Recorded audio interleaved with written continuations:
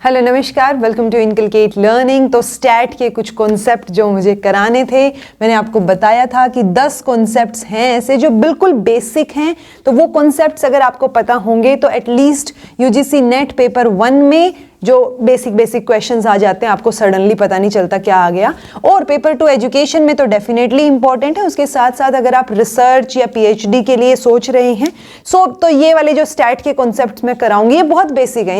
इनमें से जो है फ्रिक्वेंटली क्वेश्चंस हमें बाकी पेपर्स में भी देखने को मिले हैं।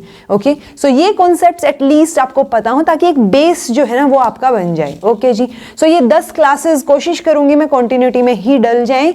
मैं इन 10 को क्लब नहीं कर पाई क्योंकि बहुत लंबा हो जाता और मेरे लिए भी हेक्टिक हो रही थी चीजें, तो इसलिए पहली क्लास जो है आज हम शुरू करते हैं। बेसिक कॉन्सेप्ट्स हैं स्टैटिस्टिक के। मैं कोशिश करूंगी कि आपको अच्छे से क्लैरिटी से समझ आ जाए चीजें।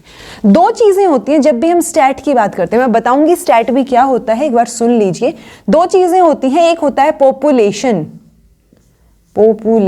ठीक है, और एक होता है जी सैंपल।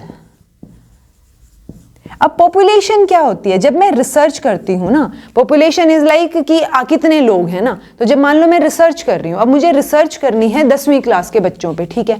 अब वो 10वीं क्लास के बच्चों में मैंने डाटा कलेक्ट करना है 1000 बच्चों से, ठीक है। तो ये जो 1000 बच्चे हैं ये क्या होगा? मेरा सैंपल होगा। लेकिन 10वीं क्लास में तो बहुत सारे बच्चे हैं। अगर मैं पूरे देश में देखूं या पूरे एक पर्टिकुलर डिस्ट्रिक्ट में देखूं तो वो 10वीं क्लास के जितने भी बच्चे हैं वो सारे किस में आ जाएंगे? पॉपुलेशन में आ जाएंगे, ठीक है। सो जिसमें से मैं डाटा कलेक्ट कर रही हूं, जिन बच्चों से मैं फॉर्म भरवा रही हूं या मैं चीजें कलेक्ट कर रही हूं, उनसे इंफॉर्मेशन कलेक्ट कर रही हूं, वो मेरा सैंपल है, ठीक है। और जितने उस पर्टिकुलर ग्रुप में लोग आ सकते हैं, मान लो मैं ये डाटा कलेक्ट कर, मैंने बोला कि मेरे को रिसर्च करनी है हरियाणा के 10वीं क्लास के बच्चों के ऊपर, ठीक है। सो अब मेरी पॉपुलेशन मेरे रिसर्च के अकॉर्डिंग क्या हो जाएगी? हरियाणा के सभी बच्चे 10वीं क्लास के, चाहे वो किसी भी डिस्ट्रिक्ट में आते हो, कहीं भी आते हो, तो वो एक पर्टिकुलर स्टेट में जितने भी बच्चे हैं ना 10वीं क्लास में, वो मेरी रिसर्च के लिए क्या हो जाएगा? पॉपुलेशन हो जाएगा, क्योंकि मैं सिर्फ हरियाणा पे फोकस कर रही हूं। ओके, अब ऐसा तो नहीं है कि मैं हरियाणा के हर 10वीं क्लास के हर एक बच्चे से डाटा कलेक्ट कर रही हूं, जो कि पॉसिबल नहीं है क्योंकि बहुत सारी चीजें हो जाती हैं, ठीक है। सो अब मैं उसमें से कुछ एक डिस्ट्रिक्ट में, कुछ एक जगह पे जाके डाटा कलेक्ट करूंगी, चाहे मैं कैसे भी सैंपलिंग करूं। वो सैंपलिंग का एक अलग टॉपिक आ गया कि आप जो है रैंडमली सिलेक्ट कर रहे हो या पर्टिकुलरली सिस्टमेटिक तरीके से कैसे सिलेक्ट कर रहे हो, वो अलग बात हो गई। लेकिन उस 10वीं क्लास के जो हरियाणा के सारे बच्चे हैं वो मेरी पॉपुलेशन है, लेकिन जिनसे मैं डाटा कलेक्ट करूंगी, मैं चीजें कलेक्ट करूंगी, वो मेरा सैंपल है। ओके, अब मैं क्या करूंगी क्योंकि मैंने डाटा तो सैंपल से कलेक्ट किया है, कुछ लोगों से कलेक्ट किया है, पर मैं उसको जनरलाइज तो सब पे करूंगी।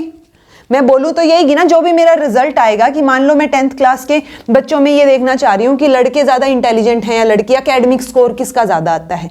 ओके, तो जो भी चीजें मेरे इस सैंपल के बेसिस पे मेरा रिजल्ट आएगा, मैं यही बोलूंगी कि भाई हरियाणा में जो है लड़कियां ज्यादा पढ़ाई में अच्छी हैं या एकेडमिक स्कोर उनका ज्यादा अच्छा है, ठीक है। तो वो चीज क्या आ गई कि मैंने सैंपल के बेसिस पे वो सारी चीज पॉपुलेशन के लिए जनरलाइज कर दी कि सबके लिए यह है ये चीज, ठीक है। सो वो मैंने जनरलाइज जो किया है वो किस बेसिस पे किया है? सैंपल के बेसिस पे किया है। तो ये हमारी रिस्पॉन्सिबिलिटी है कि सैंपल जो है ना वो एक ट्रू रिप्रेजेंटेशन होना चाहिए हमारी पॉपुलेशन का। ट्रू रिप्रेजेंटेशन का क्या मतलब है? अब कि पॉपुलेशन की जब मैं बात कर रही हूं, मान लो कि हरियाणा में 10वीं क्लास में टोटल मिला के 20,000 बच्चे हैं, ठीक है, सारे हैं ये सब बच्चे आ गए इसमें 10वीं क्लास के। सो 20,000 पॉपुलेशन है मेरी, लेकिन मैं डाटा कलेक्ट कर रही हूं सिर्फ 100 बच्चों से। तो ये तो गलत नाइंसाफी हो गई ना भाई, बहुत गलत हो गया ये तो, कि मैं 20,000 में से सिर्फ 100 बच्चों के बेसिस पे सारी की सारी बात को जनरलाइज कर रही हूं 20,000 के ऊपर, तो ये तो गड़बड़ हो गई। यानी कि मेरा सैंपल ट्रू रिप्रेजेंटेशन नहीं है। यानी अगर मैं पूरी पॉपुलेशन से डाटा कलेक्ट करती और जो मैं सैंपल से डाटा कलेक्ट कर रही हूं उसका रिजल्ट अलग अलग आ रहा है, यानी कि जो मैंने सैंपलिंग की है ना वो गलत है, गड़बड़ है, यानी सैंपलिंग एरर आ गई आप में। तो ये क्या हो गई आपके पास? Sampling error. पॉपुलेशन समझ आया आपको, सैंपल समझ आया। अब जो मैं सैंपल से डाटा कलेक्ट कर रही हूं और उससे मैं इंटरप्रेट करके रिजल्ट निकाल रही हूं, सैंपल से जो भी चीज मैं करके एनालाइज कर रही हूं, कैलकुलेट कर रही हूं statistically, that is statistic. Statistic. लेकिन अगर मैं 20,000 के 20,000 बच्चों से, जो पॉपुलेशन है मेरी, उससे डाटा कलेक्ट करूं, उससे चीजों को इंटरप्रेट करूं, वो क्या हो जाएगा, मेरा पैरामीटर हो जाएगा। ठीक है, यानी कि मेरा स्टैटिस्टिक जो है, जो कि सैंपल पे बेस्ड है, ऐसे सैंपल ऐसे स्टैटिस्टिक, वो तो सैंपल टू सैंपल वेरी करेगा, राइट? लेकिन मेरी पॉपुलेशन तो एक ही है ना, वो पॉपुलेशन का जो पैरामीटर है वो वेरी पॉपुलेशन टू पॉपुलेशन या सैंपल टू सैंपल, ये पैरामीटर वेरी नहीं करेगा। ये पॉपुलेशन टू पॉपुलेशन वेरी कर सकता है ऑब्वियसली, कि मैं अभी 10वीं क्लास के बच्चों की बात कर रही थी, वो मेरी पॉपुलेशन थी, फिर मैं कोई और डाटा कलेक्ट कर रही हूँ, कोई और रिसर्च कर रही हूँ, उसमें मैं 12वीं क्लास के बच्चों को ले रही हूँ, तो वो पैरामीटर जो मेरा है वो पॉपुलेशन टू पॉपुलेशन वेरी करेगा, ना कि सैंपल टू सैंपल, कि मैं इसी पॉपुलेशन से एक बार 1000 बच्चों का डाटा ले रही हूं और फिर मैं दूसरे 1000 का डाटा ले रही हूं। तो वो चीज क्या हो गई, ये जो सैंपल टू सैंपल है, यहां पे चीजें वेरी कर सकती हैं, लेकिन पैरामीटर जो है वो पॉपुलेशन टू पॉपुलेशन वेरी करेगा। ठीक है जी।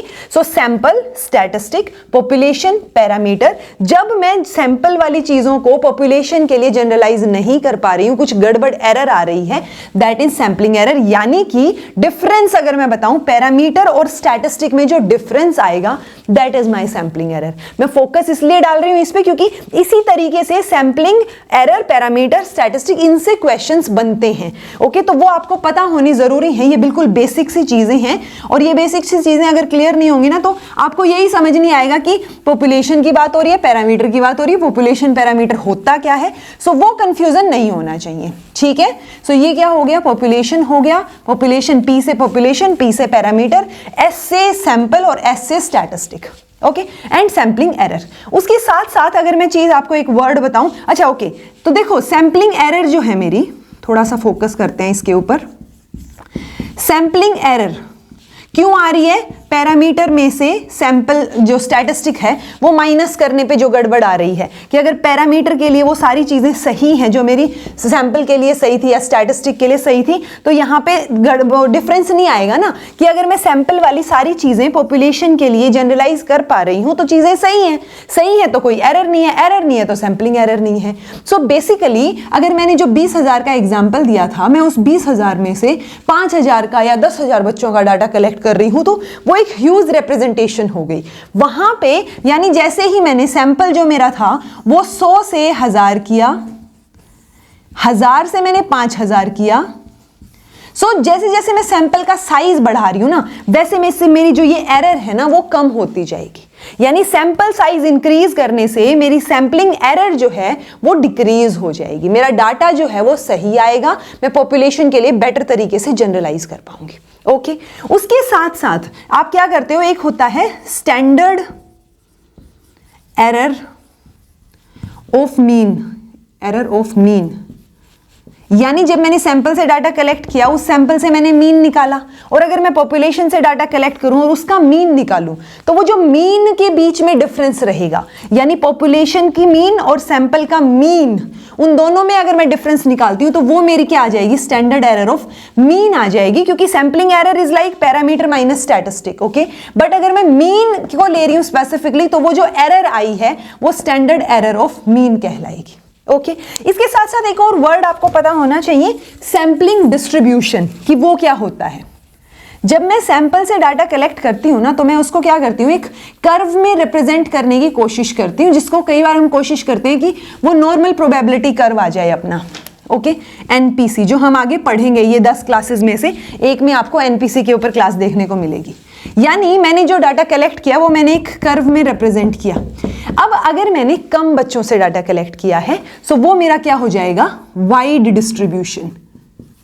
ठीक है, एक होता है वाइड डिस्ट्रीब्यूशन, एक रहेगा नैरो डिस्ट्रीब्यूशन। जब मैं वाइड डिस्ट्रीब्यूशन बोल रही हूं, दैट मीन्स मेरे पास कम लोगों का डाटा है और मेरी जो ये स्पॉटिंग आ रही है ना, ये थोड़ी दूर दूर आ रही है।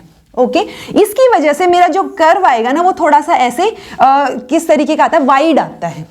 लेकिन अगर मेरे पास बहुत सारे लोगों का डाटा है, सो बहुत सारे लोगों में तो बहुत पास पास पास पास पास पास इस तरीके से मेरा जो डिस्ट्रीब्यूशन है वो नैरो डिस्ट्रीब्यूशन आएगा, यानी बहुत पास पास पास पास आएगा डाटा, और नैरो डिस्ट्रीब्यूशन में थोड़ा सा आपको कर्व्ड पीक या एक नैरो पीक नजर आता है। ठीक है जी।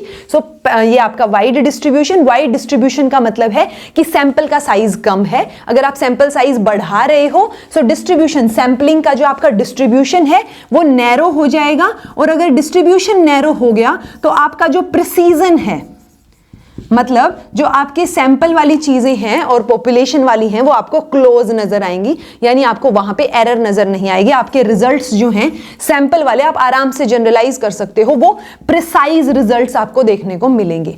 यानी कि जैसे जैसे सैंपल का साइज इंक्रीज हो रहा है, सैंपल साइज अगर मैंने इंक्रीज किया सो मेरी जो डिपेंडेबिलिटी है जनरलाइजेशन की वो इसके ऊपर बढ़ गई है, क्योंकि सैंपलिंग जो अपनी डिस्ट्रीब्यूशन है वो नैरो हो गया है और रिजल्ट हमारा प्रिसाइज हो गया है। ठीक है जी। सो मैं उम्मीद कर रही हूं कि एटलीस्ट आपको ये बेसिक सी चीजें समझ आई होंगी। अब हम इससे रिलेटेड 4-5 क्वेश्चंस हैं जो PYQs में आए हुए हैं, उनको कर लेते हैं। उससे पहले आप बस थोड़ा सा रिवाइज कर लीजिए कि मैंने आपको बता दिया सैंपल क्या होता है, मैंने आपको पॉपुलेशन बता दी। मैं एक बार चेक कर लेती हूँ मैंने जो पॉइंट्स लिखे थे वो मैंने एक्सप्लेन कर दिए या नहीं कर दिए। ठीक है, sample, population, sampling error, statistic, parameter, standard error of mean and sample size. अच्छा, एक चीज और आप नोट कर सकते हैं कि जब मैं बोल रही हूं standard error of mean, standard error of mean, तो वो स्टैंडर्ड एरर हम किसकी देख रहे हैं, पैरामीटर और स्टैटिस्टिक वाली, यानी मैं पूरे डाटा की देख रही हूं। ओके, जब मैं स्टैंडर्ड डेविएशन बोलती हूं ना,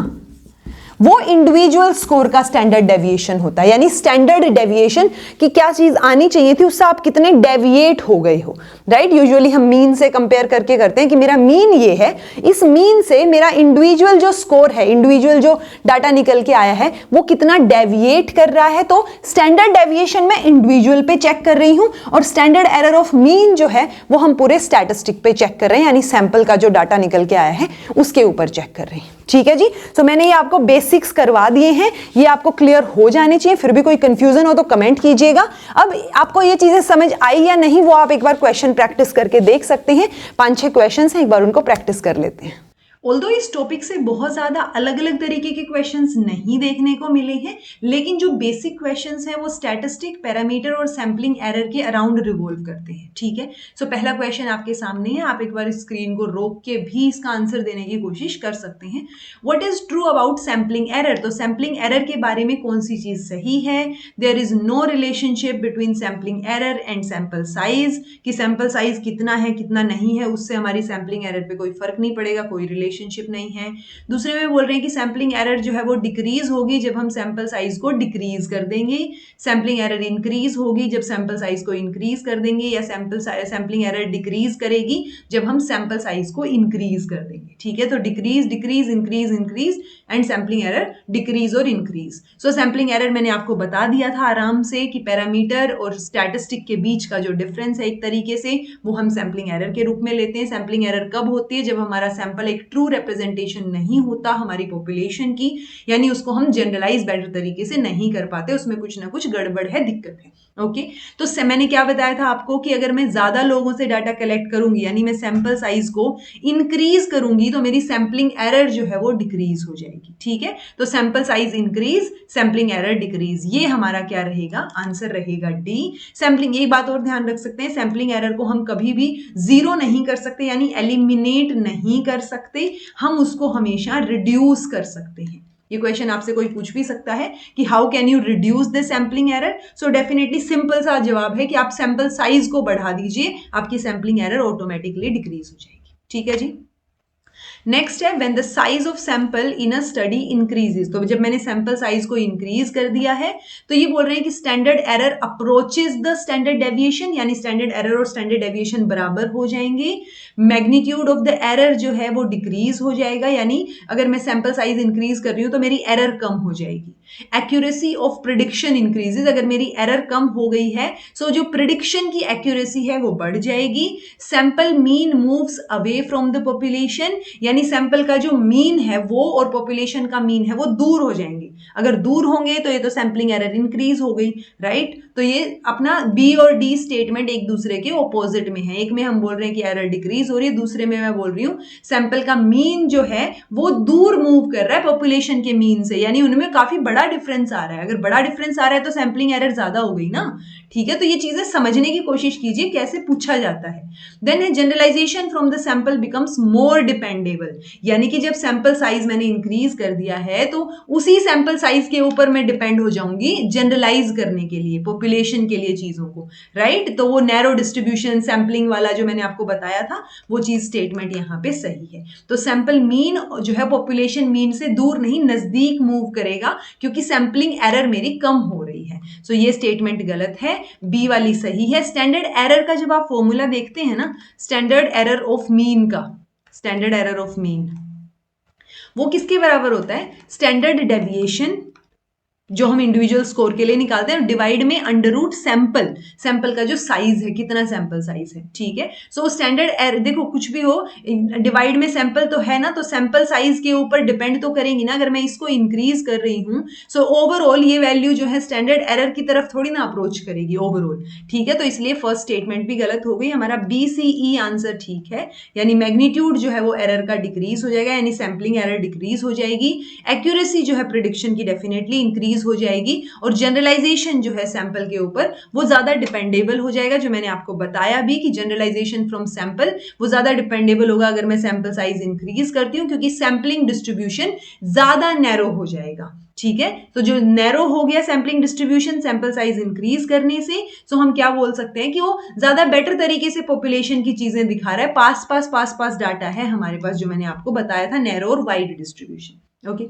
Then है when between groups variance is substantially greater than within group variance। तो देखो ये सैंपलिंग एरर इसका आंसर डेफिनेटली था, तो मैंने ये यहाँ इंक्लूड किया है। अदरवाइज ये क्वेश्चन कहाँ इंक्लूड हो सकता है, जो हमारा एफ टेस्ट आएगा मैं करवाऊंगी आपको, टेंशन मत लीजिए कि एफ टेस्ट होता क्या है। सो जब एफ टेस्ट या एफ रेशियो निकालते हैं ना, तो उसका फॉर्मूला होता है ये between group variance divide by within B/W, okay. So ये यहाँ सिर्फ इतना बोलना चाह रहे हैं कि जो मेरा बिटवीन ग्रुप वेरियंस है अगर वो सब्सटेंशियली ज्यादा है विद इन ग्रुप वेरियंस से, तो जो ये मीन की डिफरेंस आ रहा है ना, जो एफ वैल्यू आ रही है, और एफ वैल्यू इसीलिए हम देखते हैं कि मीन का डिफरेंस कितना है। सो वो मीन का डिफरेंस जो आया है वो किस लिए आया है, वो सैंपलिंग एरर की वजह से आया है, ओके। सो बाकी जो है ये आपको बिटवीन ग्रुप वेरियंस और विद इन ग्रुप वेरियंस ज्यादा क्लियर कहाँ हो जाएंगे, जब हम एफ टेस्ट करेंगे।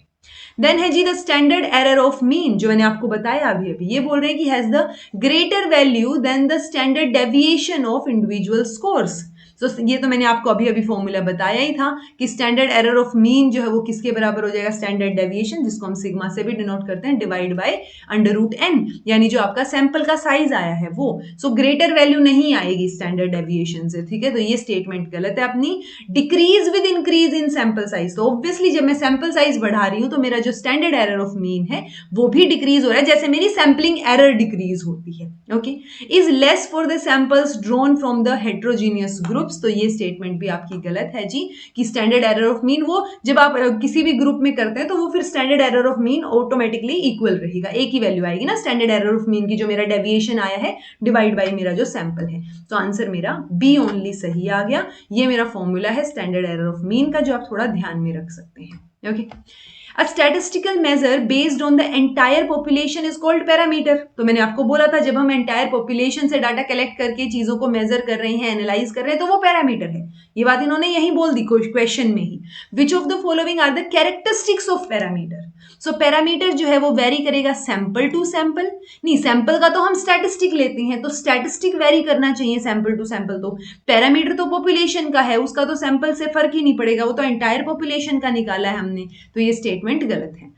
देन है it can be practically computed for a finite population, definitely, क्योंकि अगर मेरी इनफाइनाइट पॉपुलेशन है तो मैं सबका डाटा नहीं कलेक्ट कर सकती, और अगर मैं सबका डाटा कलेक्ट कर ही नहीं पा रही हूं तो वो जितनों का भी मैंने किया है वो एक तरीके से सैंपल ही कहलाएगा, पूरा जो है पैरामीटर तो नहीं हो पाएगा, क्योंकि एंटायर पॉपुलेशन का जब आप डाटा कलेक्ट करते हो वो पैरामीटर होता है, और एंटायर जो अगर फाइनाइट पॉपुलेशन है तो ही आप प्रैक्टिकली उसको कंप्यूट कर सकते हो, ओके।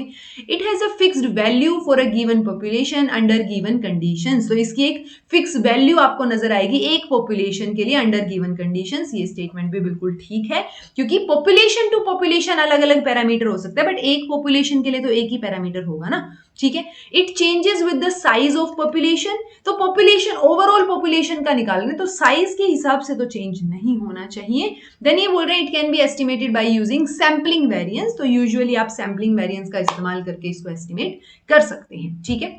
तो आंसर क्या आ गया अपना, बी, सी और ई आ गया अपना, ठीक है। तो साइज ऑफ पॉपुलेशन से वेरी नहीं करेगा, क्योंकि जितना भी पॉपुलेशन का साइज है उस हिसाब से एक ही पैरामीटर मेरा निकल के आएगा। चलो, What terms implies the difference between population parameter and sample statistic? तो population parameter और sample statistic का जो difference है वो मेरा क्या कहलाता है, sampling error कहलाता है, ठीक है जी। सो ये कुछ एक क्वेश्चंस बेसिक थे and this was all about today. Thank you, slide में डालना भूल गई हूं बट इट्स ओके, ठीक है। सो ये बेसिक क्लास फर्स्ट अपनी यहीं पर समाप्त होती है। मैं उम्मीद कर रही हूं कि आपको ये बेसिक कॉन्सेप्ट्स क्लियर हुए होंगे। ये बेसिक कॉन्सेप्ट्स कभी भी रैंडमली पूछ लिए जाते हैं, इजी से होते हैं, कॉन्सेप्चुअल क्लैरिटी आपकी हो तो आप आराम से सोल्व कर सकते हो इन क्वेश्चंस को। ये क्लास हेल्पफुल रही हो तो कमेंट करके जरूर बताइएगा। This was all about today. Thank you so much for watching. Be happy, keep smiling, subscribe to Inculcate Learning because it is absolutely free, and be consistent in your efforts.